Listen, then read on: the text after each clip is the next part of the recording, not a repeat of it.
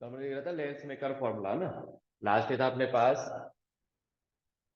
Lens maker formula. तो हमने देख लिया था अगर कोई भी लेंस है आपके पास, उसके अंदर का मीडियम तो है म्यू 2 और बाहर वाला मीडियम क्या है अपने पास म्यू 1। तो लेंस मेकर फॉर्मूला था 1/f equal to μ21 -1 1/r1 -1/r2। R1 R2 क्या है? R1 तो इसका रेडियस ऑफ कर्वेचर, R2 इसका रेडियस ऑफ कर्वेचर। अगर अपने पास कोई भी लेंस है अगर, और उस पे अपन ने मीडियम में रखे हैं, तो यहाँ पे जो पार्ट है अपने पास वो ले लिया अपन ने एयर, और इसका रिफ्रैक्टिव इंडेक्स मान लो म्यू है। तो जो रिफ्रैक्टिव इंडेक्स म्यू है अपने पास, तो एयर में हो जाएगा 1/f equal to μ-1 1/r1 -1/r। ये पार्ट ध्यान रखना।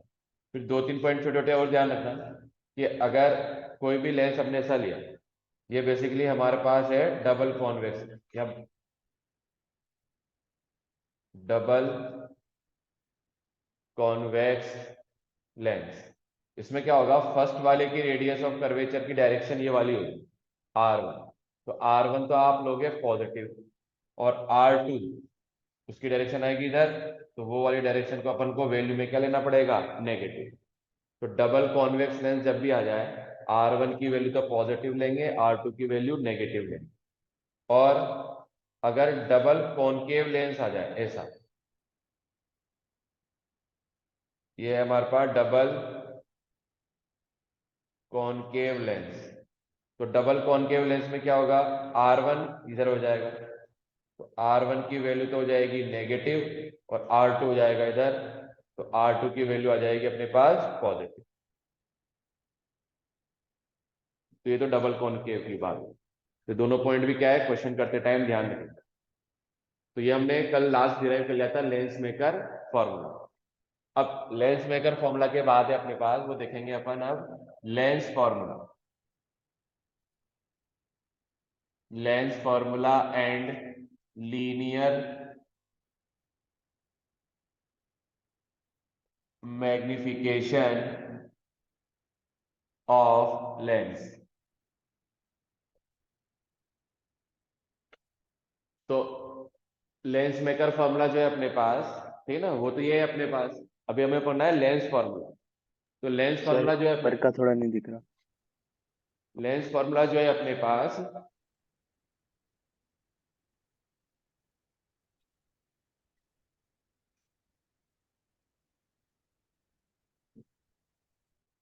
लेंस फॉर्मूला जो है अपने पास, उसमें वापस आपको ये करना है कि जो पहले अपन ने मिरर फॉर्मूला में देखा था, relation between U V and F, कि यू वी और एफ के बीच में क्या फाइंड करना है हमें, रिलेशन। उसी को क्या बोलेंगे अपन, लेंस फॉर्मूला। तो मेथड भी थोड़ा मिरर फॉर्मूले की तरह ही है। तो पहले इसमें इमेज फॉर्मेशन सीख लेते हैं अपन। पहले हमने क्या लिया, एक लेंस लिया कॉन्वेक्स, ये कॉन्वेक्स लेंस है हमारा। डायग्राम बनाने का तरीका क्या है, जो कॉन्वेक्स लेंस लो अपने पास, उसको पहले तो थिन बनाना है, बिल्कुल ज्यादा मोटा नहीं बनाएगा। दूसरा क्या है अपने पास कि जो लेंस अपन ने लिया है उसका ये तो हो गया ऑप्टिकल सेंटर, सेंटर वाला पॉइंट। फिर सेम सेम डिस्टेंस पर, जैसे यहाँ पर अपन ने मान लो 2 2 सेंटीमीटर मेजर कर लिया, ये मैंने लिख दिया 2 सेंटीमीटर, ये 2 सेंटीमीटर। ये 2 सेंटीमीटर पे हो जाएगा फोकस एफ, और ये हो जाएगा 2f। फिर सेम टू सेम इस साइड भी 2 सेंटीमीटर, जितना यहाँ लिया था उतना यहाँ ले लेंगे, और यहाँ पे भी क्या लिख देंगे अपन, एफ, और ये हो गया 2f। इतना अपन को हर डायग्राम में करना है। कैसा भी डायग्राम आ जाए, हर डायग्राम में आपको ये F2F दोनों साइड लिखने हैं। अब इसको लिखने के बाद क्या है, अगर मेरे को इमेज फॉर्म करनी है, तो मैंने माना कि जैसे ऑब्जेक्ट जो है वो F और 2F के बीच में रखा है, इसका नाम रख दिया अपन ने AB। अब इस ऑब्जेक्ट से एक रे पैरेलली इंसिडेंट हुई, रिफ्रैक्शन के बाद ये रे फोकस से पास करेगी, इसको फोकस से पास करेंगे। जो रे ऑप्टिकल सेंटर से पास होती है वो बिना किसी डेविएशन के स्ट्रेट पास हो जाती है, इसको स्ट्रेट पास कर दिया। तो पैरेलल वाली रे फोकस से पास हुई, जो ऑप्टिकल सेंटर से पास हुई वो स्ट्रेट चली गई। दोनों यहां जाके मीट करेंगी, तो यहाँ पे हमारी इमेज फॉर्म हो जाएगी। इस इमेज का नेम रख दिया अपन ने A dash B dash. Object की लेंस से डिस्टेंस, इसे बोला अपन ने u, इमेज की लेंस से डिस्टेंस ये हो जाएगा v, और फोकस ये हो गया अपना f। ध्यान क्या रखना अपने पास, जब भी फोकस आ गया अपने पास तो ये u v f का रिलेशन निकालना है। अब ये रिलेशन निकालेंगे कैसे, तो बिल्कुल वही तरीका है जैसा मिरर में पढ़ा था। इस पॉइंट का नाम मैंने वापस क्या रख दिया, m। तो इसमें आप क्या करेंगे, वही सिमिलर ट्राइंगल की प्रॉपर्टी यूज करेंगे। क्या है सिमिलर ट्राइंगल की प्रॉपर्टी भाई, कि साइड्स के रेशियो इक्वल होते हैं। तो एक तो ट्राइंगल अपन ले रहे हैं अभी ए और बी ओ, एक तो ये वाला ट्राइंगल ले रहे हैं अपन ए बी ओ, और इसके सामने ये वाला एक triangle, triangle A dash B dash ओ।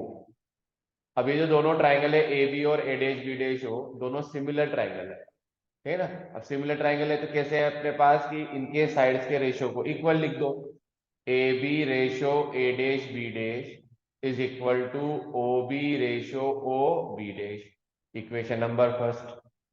ऐसे ही अब दो ट्राइंगल और लेंगे फोकस से लेते हुए, एक तो आ रहा है ओ एम एफ और एक ट्राइंगल आ रहा है अपने पास A dash B dash F. O M F एक तो ये वाला ट्राइंगल और एक इसके ठीक सामने वाला ये वाला ट्राइंगल, ये दोनों ट्राइंगल भी है अपने पास सिमिलर। अब दोनों ही अगर सिमिलर ट्राइंगल है तो इसमें भी प्रॉपर्टी लगा देंगे।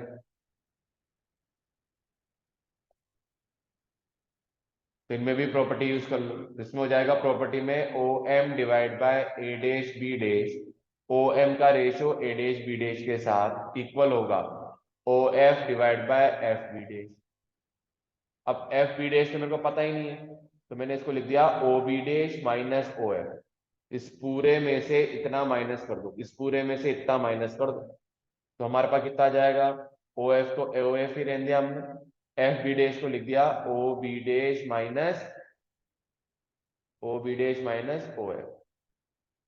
ओ एम, ओ एम तो ए बी के बराबर है, इसका मतलब ये आ गया A B upon A dash B dash equal to O F divide by O B dash minus O F, equation number 2। तो हमने क्या करा, दोनों में सिमिलर ट्राइंगल की प्रॉपर्टी यूज करी, सिमिलर ट्राइंगल की प्रॉपर्टी यूज करके दो रिलेशन है, दोनों रिलेशन में लेफ्ट साइड जो है L A B upon A dash B dash, A B upon A dash B dash same आ रही है, सेम आ रही है तो क्या करेंगे अपने पास इक्वेट कर दें, तो आंसर आ गया O B upon O B dash is equal to O F upon O B dash minus O F. अब सारी वैल्यू पुट कर दो with sign convention, sign convention वही रहेगा कि इंसिडेंट रे की डायरेक्शन आपको पॉजिटिव लेनी है, प्रिंसिपल एक्सिस के ऊपर वाली डायरेक्शन आपको पॉजिटिव लेनी है। अब इसमें सारी डिस्टेंसेज जो है वो ऑप्टिकल सेंटर ओ से मेजर करते हैं। तो हमने क्या लिया, ये जो ओ है पहले मेरे को ओ बी निकालना है, ओ बी इधर, तो ये वाली डायरेक्शन नेगेटिव आएगी क्योंकि इंसिडेंट रे है इधर, हम जा रहे हैं उसके अपोजिट, तो ओ बी की वैल्यू आएगी अपने माइनस का U. O B dash, O B dash आ रहा है इंसिडेंट रे की डायरेक्शन में, इंसिडेंट रे की डायरेक्शन पॉजिटिव है और इसकी वैल्यू आ गई B, equal to O F, O से एफ तक की डिस्टेंस ये वाला फोकस, तो फोकस भी कैसा आ रहा है positive, O B dash V है, ओ एफ कितना है अपने पास एफ। अब इसको सोल्व कर लेते हैं, पहले क्रॉस मल्टीप्लाई कर दो इसको, क्रॉस मल्टीप्लाई करेंगे अपने पास तो ये वैल्यू आ जाएगी माइनस का यू वी, ये माइनस का यू वी, फिर इसको इससे करेंगे तो प्लस का यू एफ इक्वल टू, इसको इससे करना है तो वी एफ, यू वी को इधर ले जाओ वी एफ को इधर ले आओ, तो ये हो जाएगा यू वी इक्वल टू, उधर ले जाने वैसे तो है ना, तो यू वी को इधर ले लेके इसको इधर ला रहे हैं, तो ये हो जाएगा U F minus V F, हर जगह यू वी एफ से डिवाइड कर दो, तो ये हो जाएगा U V upon U V F equal to U F upon U V F minus V F upon U V F, सब में यू वी तो कट गया, इसमें इसमें यू एफ कट गया तो 1/v, इसमें वी एफ कट गया तो 1/v, ये जो आया इसी को क्या बोलते हैं अपन, लेंस फॉर्मूला, ये लेंस फॉर्मूला डिराइव हो गया। अब लेंस फॉर्मूला के बाद लीनियर मैग्निफिकेशन, तो लीनियर मैग्निफिकेशन उसी की तरह होता है जैसा मिरर में था, linear magnification is equal to height of image divide by height of object. इसको हम किससे रिप्रेजेंट कर रहे हैं वापस, एम से। तो ये जो इक्वेशन 1 आ रही थी, यूजिंग इक्वेशन 1, इसको थोड़ा उल्टा करके लिख देते हैं बस। A B upon A dash B dash था, इसको A dash B dash upon A B लिख देंगे। तो A dash B dash upon A B, ये हो जाएगा O B dash upon O B. A dash B dash, A dash B dash, यह है height of image H I. A B, यह है height of object. Height of image आ रही है डाउनवर्ड नीचे, तो ये तो नेगेटिव आएगा। हाइट ऑफ ऑब्जेक्ट ये आ रहा है अपवर्ड, तो इसको पॉजिटिव लेंगे। तो ये आ जाएगा माइनस का H I divide by H. O B dash कहीं लिखा ही था अभी, तो ओ बी डैश होता है वी, और ओ बी ये होता है minus U. Minus minus cancel, तो मैग्निफिकेशन का फॉर्मूला आ गया H I by H O equal to V divide by. इसमें भी सारी बातें वही रहेगी कि अगर m की वैल्यू पॉजिटिव आ रही है, पॉजिटिव आ रही है तो वैल्यू है अपने पास तो वर्चुअल एंड इरेक्ट इमेज बनेगी। सेकेंड, m की वैल्यू अगर नेगेटिव है तो इमेज बनेगी अपने पास real and inverted image. Third, m का मैग्नीट्यूड अगर 1 से बड़ा है तो लार्ज इमेज। m का मैग्नीट्यूड अगर लेस देन 1 है तो स्मॉल इमेज। और अगर m जो है अपने पास उसका मैग्नीट्यूड बराबर है 1 के, तो उस केस में मिलेगा आपको सेम साइज। तो ये पॉइंट ध्यान रखने को, ठीक है। दो दो छोटे छोटे पॉइंट और दिख रहा हूं मैं, अपना ध्यान रखना कि जब भी कॉन्वेक्स लेंस होगा, कॉन्वेक्स लेंस, उसकी जो फोकल लेंथ है अपने पास, फोकल लेंथ वो लेनी है अपन को पॉजिटिव। ऐसे ही अगर कॉनकेव है, साइन कन्वेंशन से भी मिल जाएगा वैसे तो, पर डायरेक्ट याद रखेंगे तो उसका जल्दी काम होगा। उसकी फोकल लेंथ जो है वो हमें लेनी है नेगेटिव। कॉन्वेक्स लेंस की तो पॉजिटिव और कॉनकेव लेंस की क्या लेनी है हमें, नेगेटिव।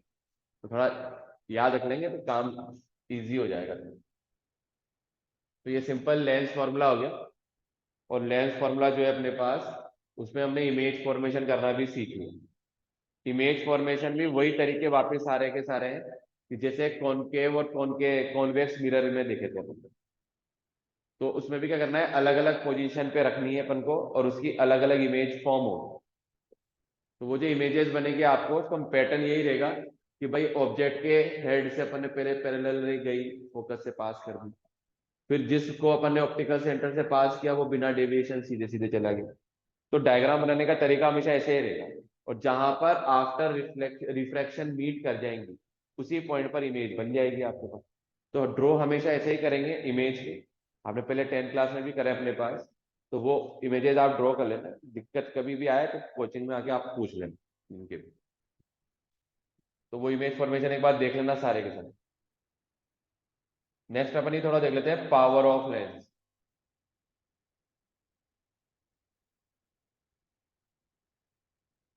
तो लेंस करता क्या है बेसिकली, लेंस या तो किसी लाइट को कन्वर्ट करेगा या किसी लाइट को क्या करेगा, वो डाइवर्स करेगा। ये लेंस की प्रॉपर्टी पे डिपेंड करेगा। पर लेंस जो है अपने पास, उसका काम यही है, या तो डाइवर्स करना या कन्वर्ट करना। तो पावर का मीनिंग यही होता है अपने पास कि the ability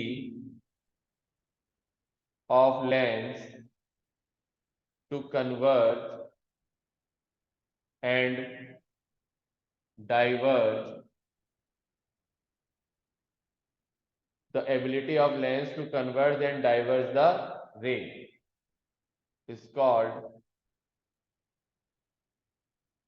power of lens। उसी को क्या बोलते हैं अपन, power of lens. Power of lens जो है अपने पास, power of lens is reciprocal of focal length. Focal length जो है उसका क्या होता है, जस्ट इनवर्स, क्या रेसिप्रोकल। तो पावर ऑफ लेंस P ये हो जाएगा 1/f। ध्यान रखना है इसमें, इसमें एफ इन मीटर ले रहे हैं। अगर किसी क्वेश्चन में एफ की वैल्यू आप सेंटीमीटर में लेना चाह रहे हो तो यही फॉर्मूला हो जाएगा 100/f, जिसमें एफ की वैल्यू किसमें है, सेंटीमीटर। कैसा भी सिस्टम हो, यूनिट जो होती है पावर की, यूनिट ऑफ पावर, वो होती है अपने पास डायोप्टर। शो करते हैं इसको कैपिटल डी।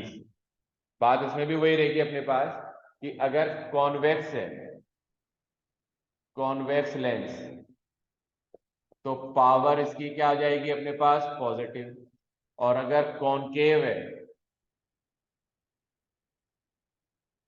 कॉनकेव लेंस, तो उसकी जो पावर आएगी अपने पास वो आ जाएगी नेगेटिव, कॉन्वेक्स लेंस। कल एक बात देखा था अपन ने कि अगर किसी लेंस को, if lens is placed in medium, अगर किसी लेंस को अपन मीडियम में डाल देते हैं तो उसकी फोकल लेंथ बढ़ जाती है। फोकल लेंथ अगर बढ़ जाएगी, फोकल लेंथ बढ़ेगी तो पावर की वैल्यू क्या हो जाएगी, डिक्रीज। तो if lens place in a medium then its power decrease, उसकी पावर क्या हो जाती है अपने पास, डिक्रीज हो जाएगी। फिर अगर पावर देखें अपने पास थिन लेंस की, तो थिन लेंस की जो पावर है वो कम होती है, और थिक लेंस जो है अपने पास उसकी पावर क्या होती है, ज्यादा। जैसे हम जनरली भी बोलते हैं अपने पास, जिसके मोटा चश्मा लग रहा है, तो ऐसा बोल देते हैं कि इसके ज्यादा पावर का चश्मा लग रहा है। फिर तो थिक लेंस है, इसका मतलब मोटा चश्मा मतलब थिक लेंस। तो थिक लेंस की पावर तो होती है ज्यादा, और थिन लेंस की पावर क्या होती है, कम। तो ये हो गया अपने पास। फोकल लेंथ उल्टा हो जाएगा ना, फोकल लेंथ थिन लेंस की तो क्या होती है अपने पास, ज्यादा, और फोकल लेंथ जो है वो थिक लेंस की कम हो जाएगी। तो छोटे छोटे पॉइंट है पावर से रिलेटेड जो अपन को ध्यान रखना है। फिर अपने, ये थोड़ा टॉपिक काम का भी है, एग्जाम में बहुत काम आता है ये, वो है combination of two thin lenses. अगर अपने पास दो थिन लेंस हैं तो उनकी कॉम्बिनेशन, ठीक है ना, उसमें क्या होगा। तो बहुत सिंपल सा है, पर एग्जाम में ये 2 या 3 मार्क्स का बहुत बार पूछ चुके हैं, थोड़ा अच्छे से ध्यान रखेंगे। और हमने ऐसे दो पतले पतले लेंस लिए भी, ये दो थिन लेंसेज लिए। ये जो थिन लेंसेज है इनकी फोकल लेंथ मान ली मैंने f1 और f2। फिर मैंने यहाँ पर एक पॉइंट साइज ऑब्जेक्ट लिया O, इससे रे ट्रेवल करती हुई गई और पहले फर्स्ट लेंस पे इंसिडेंट हुई।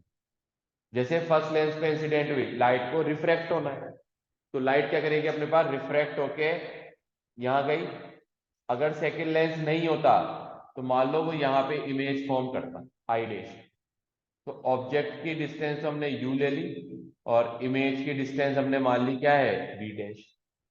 तो फॉर फर्स्ट लेंस, पहले लेंस की बात करूं तो O तो हो गया हमारा ऑब्जेक्ट, और आई डैश हो गई हमारी इमेज, पहले वाले लेंस की। तो इमेज है तो लेंस फॉर्मूला यूज करेंगे, तो लिखेंगे 1/f1 equal to 1/v dash minus 1/u, ये लिखा जैसे। फिर हमारे तो सेकंड लेंस भी लग रहा है, सेकंड लेंस से फिर एक बार और रिफ्रैक्शन होगा, एक बार और रिफ्रैक्शन होने के बाद लाइट मान लो यहां मीट करती, तो इस पॉइंट को हमने नाम दे दिया आई, और इसकी डिस्टेंस हमने मान ली u, सॉरी v। तो for second lens, second lens के लिए क्या हो जाएगा, आई डैश तो हो गई इमेज, सॉरी ऑब्जेक्ट, और आई हो गया हमारा इमेज।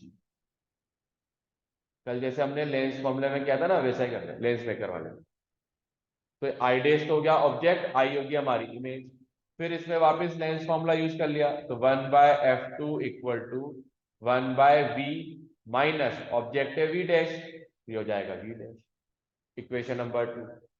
पर दोनों लेंसेज तो कंबाइंड है, कंबाइंड तो दोनों इक्वेशन भी कंबाइंड कर दो, 1+2। तो 1+2 करेंगे तो आ जाएगा 1/f1 plus 1/f2 is equal to, V dash वाली टर्म ऊपर प्लस है, नीचे माइनस, तो वी डैश वाली टर्म से वी डैश वाली टर्म कैंसिल, बचा क्या, 1/v माइनस 1/u। तो अगर इसको भूल जाऊं अगर मैं, तो राइट साइड तो कुछ ऐसी नजर आ रही है कि ऐसा दिख रहा है मेरे को कि एक ही लेंस का कोई ऑब्जेक्ट है और कहीं ना कहीं उसकी क्या बन रही है, इमेज। मतलब अगर इसका राइट साइड देख रहे हो आप तो बिल्कुल ये चीज ही नजर आ रही है, 1/v माइनस 1/u। तो हमने तो एक ही लेंस के लिए किया था। अगर ध्यान से देखेंगे 1/v माइनस 1/u यहाँ भी लिख रहा है और यहाँ देखोगे 1/v माइनस 1/u यहाँ भी लिख रहा है। तो ऐसा लग रहा है कि राइट साइड में तो एक ही लेंस लग रहा है। तो इसका मतलब क्या, ये 1/v माइनस 1/u को अपन क्या लिख सकते हैं, इक्विवेलेंट। तो 1/v minus 1/u equal to मान लिया अपन ने 1/f इक्विवेलेंट। तो इसलिए फाइनल आंसर आ गया 1/f equivalent equal to 1/f1 plus 1/f। तो ये इक्विवेलेंट फोकल लेंथ निकालने का क्या आ गया हमारे फॉर्मूला। और ऐसे ही अगर पावर निकालेंगे तो सिंपल सा ये पावर भी, क्योंकि पावर होती है फोकल लेंथ का उल्टा, इनवर्स। तो P इक्विवेलेंट आ जाएगा P1 प्लस P2।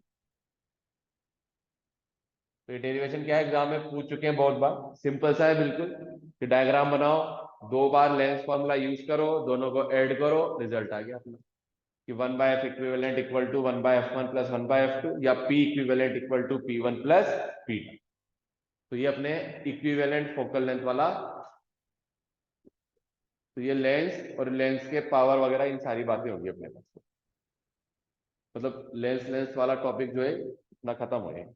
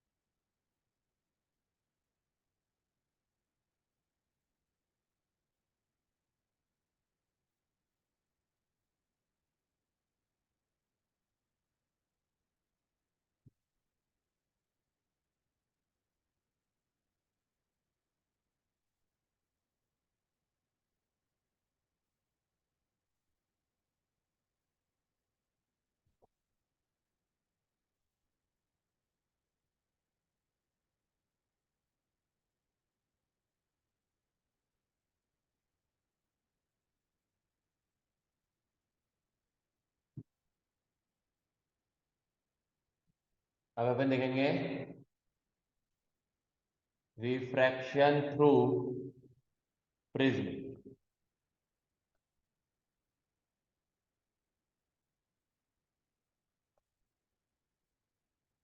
प्रिज्म से रिफ्रैक्शन जो है अपने पास। तो प्रिज्म में क्या है अपने पास कि हमने ये एक रेक्टेंगुलर प्रिज्म लिया, मतलब जब इसको सामने से अपन देखेंगे तो हमें किस शेप का नजर आएगा, ये रेक्टेंगल शेप। और ये रेक्टेंगुलर प्रिज्म है ABC। इसका ये जो एंगल है अपने पास, इसको भी नाम क्या दिया अपन ने, ए। इस ए को अपन बोलेंगे angle of prism, angle of prism. कभी कभी क्वेश्चन में इसको रिफ्रैक्टिंग एंगल भी बोल देते हैं। कभी किसी क्वेश्चन में अगर लिखा जाए रिफ्रैक्टिंग एंगल तो उसका मतलब भी यही है अपने पास कि ये एंगल ऑफ प्रिज्म। अब हमने क्या करा, इस पे एक रे इंसिडेंट करी। ये जो रे है इसका नाम रखा अपन ने P और ये Q। अब रे को तो जाना बिल्कुल स्ट्रेट है, सीधा।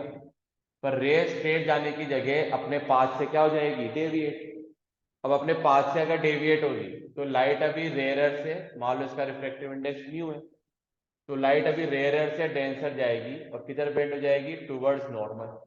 तो हमने यहाँ पर एक नॉर्मल खींच दी, ये डेश वाली लाइन नॉर्मल। तो ये जो नॉर्मल है अपने पास, इसका नाम मैं N1 दे देता हूँ। अब ये नॉर्मल है तो लाइट को सीधा जाना था, पर ये नॉर्मल की तरफ बेंड हो जाएगी, इधर बेंड हो जाएगी, सीधा जाने की जगह यू बेंड हो गई। अब बेंड होने के बाद ये अंदर ही अंदर ट्रेवल कर रही है, फिर करते करते फिर दूसरी सरफेस पर पहुंच गई, AC पर। जैसे ही AC पर पहुंची इस वाली सरफेस पर, फिर वह एक और बार क्या हो जाएगा इसमें डेविएशन, फिर डेविएशन होगा तो मैंने यहाँ पे फिर नॉर्मल ड्रॉ कर दिया। तो अब लाइट सीधा जाने की जगह नॉर्मल से अवे बेंड हो जाएगी, क्योंकि लाइट अब डेंसर से कहाँ जा रही है, रेयर। तो ये अवे बेंड हो गई। इस पॉइंट का नाम दे दिया हमने R और इसको दे दिया अपन ने S। तो ये जो PQ है ये हो गया हमारा इंसिडेंट रे, और जो RS हो गया हमारा वो हो गया हमारा इमरजेंट रे। ये जो एंगल बन रहा है इसका नाम दे दिया अपन ने आई। आई कौन सा एंगल हो गया, एंगल ऑफ इंसिडेंट। फिर ये वाला जो एंगल है अपने पास इसे नाम दे दिया अपन ने ई। इस एंगल को बोल रहे हैं एंगल ऑफ इमरजेंट।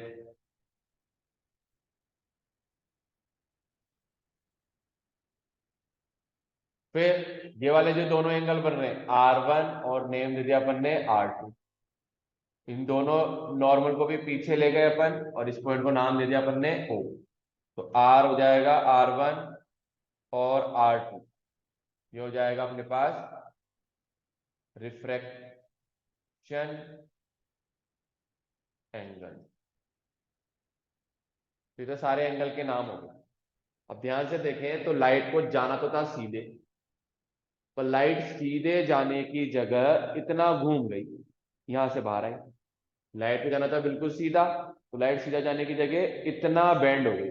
तो लाइट में इतना जो बेंडिंग हो रही है इतनी, इस बेंडिंग को अपन बोलते हैं एंगल ऑफ डेविएशन। तो ये जो एंगल बनेगा पूरा, एंगल निकालने के लिए इसको मैं पीछे ले गया और इस पॉइंट को नेम दे दिया हमने T। और ये जो पूरा एंगल बनेगा ये वाला, इस एंगल को नाम दिया अपन ने डेल। तो डेल जो होता है अपने पास इसको बोलते हैं एंगल ऑफ डेविएशन। यह है एंगल ऑफ डेविएशन। अब जो ये एंगल ऑफ डेविएशन आ रहा है अपने पास, और I angle of incidence, E angle of emergent, तो इंपॉर्टेंट एंगल्स है अपने पास। इनमें हम एक रिलेशन निकालेंगे, और ये रिलेशन निकालना है अगर अपन को तो कैसे करेंगे अपने पास, को देख लेते हैं सिंपली।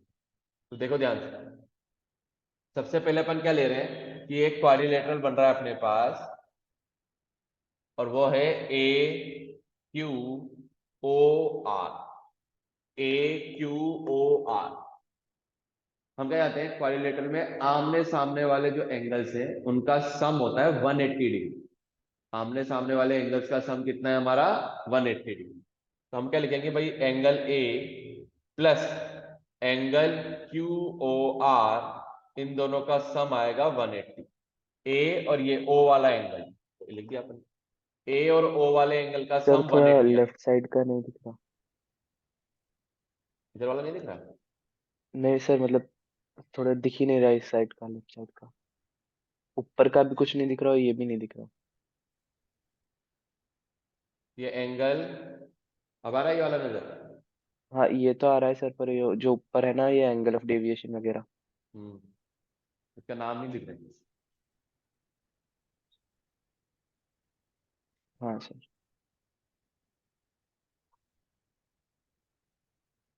अब ये जो अपन ने लिया क्वाड्रिलेटरल QAQO और RAQO और R, इस वाले क्वाड्रिलेटरल में A का और O का, इन दोनों एंगल्स का सम कितना लिख दिया अपन ने, 180। तो यहां से एंगल QOR इसकी वैल्यू आ गई 180 minus A, equation number first. इसके बाद अपन ले रहे हैं अपने पास एक ये ट्राइंगल बन रहा है नीचे, ध्यान देखना, ट्राइंगल बन रहा है अपने पास OQR,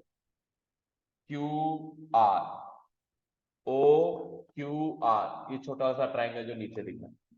इन ट्राइंगल्स में क्या है अपने पास, ये एंगल है R1 R2, ये एंगल है O। तो तीनों एंगल्स का सम R1 plus R2 plus angle QOR, इन तीनों एंगल्स का सम कितना आएगा, 180। ठीक, एंगल QOR इसकी वैल्यू तो मैं फाइंड कर चुका हूं, R1 R2 प्लस इसकी वैल्यू है 180 माइनस A, इक्वल टू कितना आ गया, 180। 180 से 180 कैंसिल, माइनस का A इधर जाके प्लस का A हो गया। तो R1 plus R2 equal to ए। तो एक तो ये रिजल्ट आया अपना, इक्वेशन नंबर आ गई है हमारे सेकंड। ठीक है, तो ये तो हमने R1 प्लस R2 की वैल्यू निकाली जो कि किसके इक्वल आई, ए के इक्वल। फिर क्या करेंगे, ये दो छोटे छोटे एंगल दिख रहे हैं जो यहाँ, ये वाला और ये वाला, इनकी वैल्यू निकालेंगे। कैसे निकालेंगे भाई, ये पूरा आई है, ये वाला पूरा एंगल कितना है, आई। तो ये जो बन रहा है ये वाला, ये भी आई होगा, और आई में से मैं R1 माइनस कर दूं, तो ये जो यहाँ वाला एंगल बन रहा है ना, ये बनेगा आपके पास आई माइनस R1, और ये वाला जो एंगल बनेगा इसी तरीके के, ये बन जाएगा ई माइनस R2। फिर हम ये वाला ट्राइंगल लेंगे अपने पास, triangle Q R T, Q R T. इस क्यू आर टी ट्राइंगल में अंदर वाले एंगल्स का सम, एक्सटीरियर एंगल मतलब डेल, ये क्या हो जाएगा, इक्वल कि भाई आई माइनस R1 प्लस एक अंदर वाला एंगल है ई माइनस R2, इन दोनों एंगल्स का सम, एक्सटीरियर एंगल जो बाहर वाला एंगल है कौन सा बन रहा है, डेल, उसके इक्वल हो जाएगा। थोड़ा अरेंज करते हैं तो ऐसा लिख देंगे I plus E minus R1 plus R2 equal to del. I plus E जो है वो R1 प्लस R2 और डेल की, R1 प्लस R2 जस्ट अभी अपन ने निकाला, ए होता है भाई, तो I plus E minus del, sorry I plus E minus A equal to del. तो आई प्लस ई ये आ गया ए प्लस डेल के इक्वल। तो ये हमने एक एंगल्स का रिलेशन निकाला जो कि बहुत इंपॉर्टेंट है, कभी कभी 2 या 3 मार्क्स में यहां तक भी प्रूव करा लेते हैं, है ना। ऐसे बोलते हैं क्वेश्चन में कि show that the sum of angle of incidence and angle of emergence is equal to, किसके इक्वल आ रहा है, angle of prism and angle of deviation. तो ये ऐसा, फिर साइंटिस्ट को यहां से क्या पता लगा कि भाई जो डेल है वो डेल डिपेंड करता है ए पर, सॉरी आई पर, डिपेंड्स ऑन आई। तो उन्होंने अलग अलग प्रैक्टिकल परफॉर्म किया, तो तुम्हारे स्कूल में भी इसके प्रैक्टिकल है। तो उन्होंने डेल और आई के बीच में ग्राफ ड्रॉ करा, तो ग्राफ कुछ इस तरीके का मिला। अब ये ग्राफ में क्या हो रहा है, एक ऐसा पॉइंट मिला, मतलब आई की एक ऐसी वैल्यू मिली जिस पर डेल की वैल्यू क्या आती है, मिनिमम, या डेल एम लिख देता हूं, एम फॉर मिनिमम। जब आई की वैल्यू के लिए डेल मिनिमम मिल रहा है, इस कंडीशन को बोलते हैं मिनिमम डेविएशन, मिनिमम डेविएशन। और जब भी मिनिमम डेविएशन मिला तो साइंटिस्ट ने क्या देखा कि जो भाई आई मिला इस केस में वो ई के बराबर होता है। तो मिनिमम डेविएशन जब भी मिलेगा, इसमें दो इंपॉर्टेंट बात क्या हो जाएगा कि भाई आई होगा तो ई के बराबर हो गया, और सेकंड बात क्या हो जाएगी इसमें अपने पास कि ये जो अंदर वाली लाइट थी क्यू आर